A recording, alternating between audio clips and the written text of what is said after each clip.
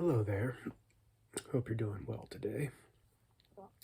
So, in the last video, I kind of alluded to obstacles of vulnerability. Actually, I'm not sure what the last video was. I tried doing this video once before and I felt I could do a better job, and so it's not on the channel. Obstacles of vulnerability. And what I mean by that term is whenever, I don't know if you have experienced this, but for me, whenever I attempted to be vulnerable with a lot of people, maybe the uncomfortability, possibly the uncomfortability of my experiences that I was conveying was being heard for the first time by someone else. And in their not really knowing what to do with it, they often try to make sense out of it or try to get me to see it from a different light or maybe give unsolicited advice. And they might even bypass the step of acknowledging or making sure they understand what I'm saying and maybe even a lot of the complexities of the components involved. There's also this sort of unspoken way we're supposed to behave in society, in that if we are not happy with a big smile on our face, there might be something wrong with us, or if we're not chipper or our energy is really high, our consciousness is not as high, or whatever. There's a lot of reasons. I think you might have an idea of what I'm talking about. So I don't tend to view emotions or different states of being as good or bad, or certain emotions being better than other ones. Now, I do believe that, law of attraction has a reality to it, but I've also noticed those who tend to follow that sort of lifestyle, like really hyper focused, they tend to see emotions as good and bad, and certain ones are better than other ones, where I would simply suggest that all emotions were created by the creator. It's a way of looking at it. You don't have to believe in a creator. So weird emotions might take place or uncomfortable ones, when you give those emotions out to a person it's either irrelevant for them, or they're not used to it, or in other words, it's not really a place it's supposed to go. And then it seems like it's bad. That's a thought I've had. There's a lot of other ones.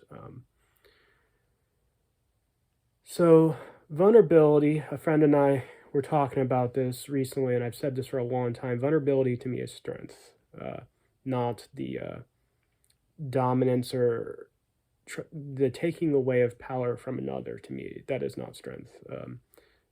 Vulnerability is a willingness to be whoever you are, whatever you're experiencing, even if it might be challenging for others or for yourself. And honesty about yourself and your circumstances. What I really desire with practicing vulnerability is, I've had a lot of very sad things in my life happen. Very depressing stuff. I've had a lot of traumatic events. I've been ostracized by a lot of different communities, or I would just leave communities when I realized that we weren't on the same page, or we didn't have the same goals. I just want to be able to voice things that have happened to me without anyone telling me to see the bright side, or see things from a different perspective. Here's another, that leads me to another thought I was having earlier. We seem to be in this weird, this is part of sort of the guru mentality of, I can see something that you can't see. And what's very strange to me about that is, usually people who do that they don't listen as much as they talk. So they also don't, so they're not checking to see if someone else is aware of the perspective that they see that the other person may not be seeing. And there's something sort of nonsensical and illogical about someone who has been living with trauma or difficulties or uncomfortable feelings their whole life. And then someone else is hearing it for the first time. And if they jump into that mode of, you need to see it from another perspective, what they're really saying is, wow, that's really uncomfortable. I don't even know what to do with that. I'm going to pretend like I know better than you. I'm not saying everyone does this. Um, all I'm trying to really say is nothing needs to be said sometimes. Sometimes just listening and even just acknowledging what someone is saying, asking questions. Whenever someone tries to teach me something without really asking me questions about my circumstances, like, what is my views on that? How did I deal with it? How do I view it now? What do I, what do I, how do you transmute it? And sometimes it doesn't even need to be transmuted. Sometimes just really uncomfortable things happen from misunderstandings and weird programs that people are in. Uh, Sometimes even, I don't talk about programming being a good thing, but it is. There can be, art could also be seen as a program, or you and I might be seen as a program by the creator, sort of a God program. Sometimes even good, so-called good programs or balanced ones, they just simply don't align. Uh, and it just might be kind of a relevant, sort of indifferent moment, even though both beings interchanging, they might mean well. Uh, so I think you get an idea of what I'm trying to say here.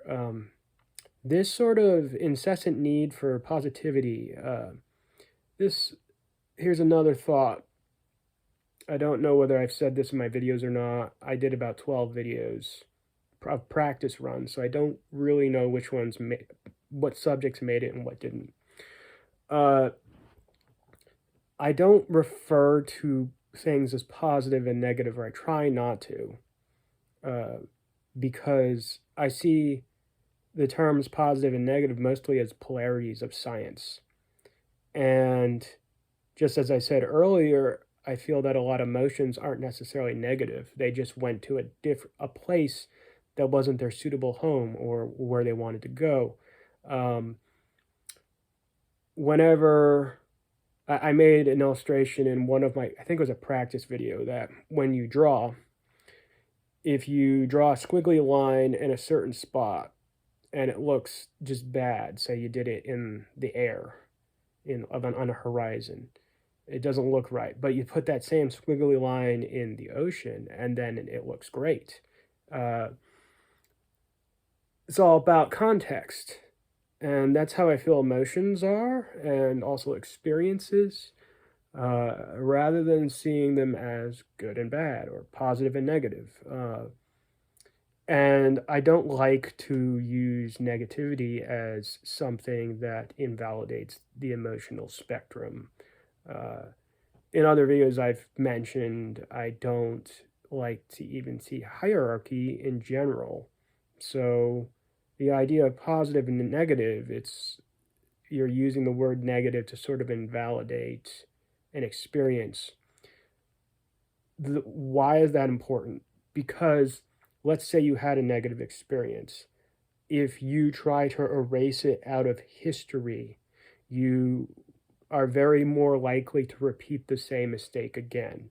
So I've heard about people like taking down statues, and like I can see why someone would want to do that, like monuments or whatever, if they really thought the person was oppressed or whatever. But I'm just more of the opinion, putting a lot of effort in healing yourself and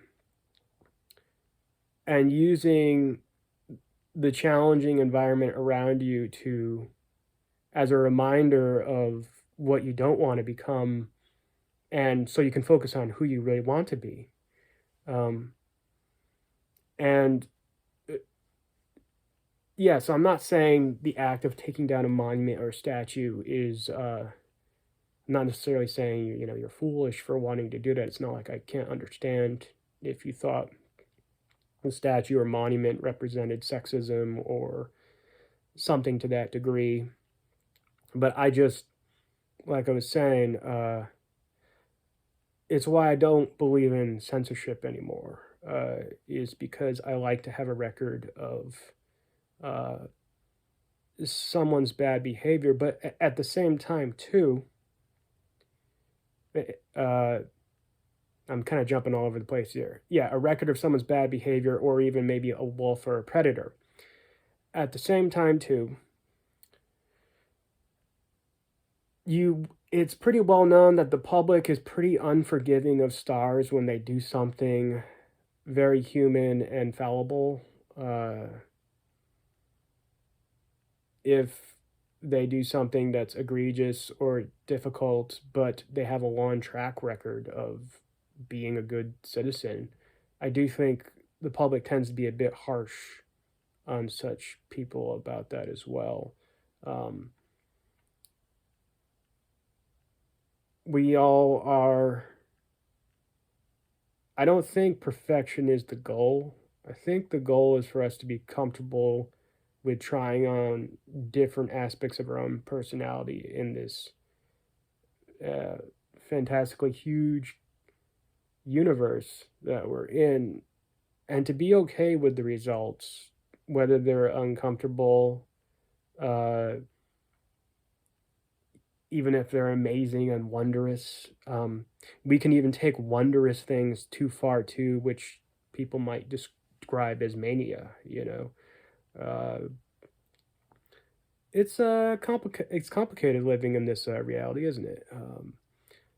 So I just thought I'd share that for now. I'll probably do more about the subject of vulnerability, and in fact, I'd prefer to share my personal experiences that kind of motivate my philosophies. It's something I'm going to keep challenging myself to do, and I would really appreciate it if you restrained any advice or sort of naysaying about that I shouldn't be saying certain things when I'm just telling you my experiences, and you can do whatever you like with them. Yeah. Well, anyway, that's all for now. I hope you have a lovely day. Uh, yeah, take care.